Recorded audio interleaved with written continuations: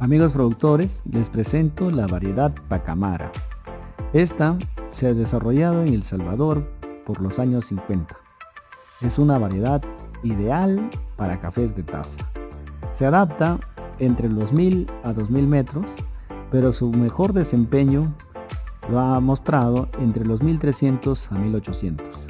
Es una variedad tolerante a roya, broca y cercospora.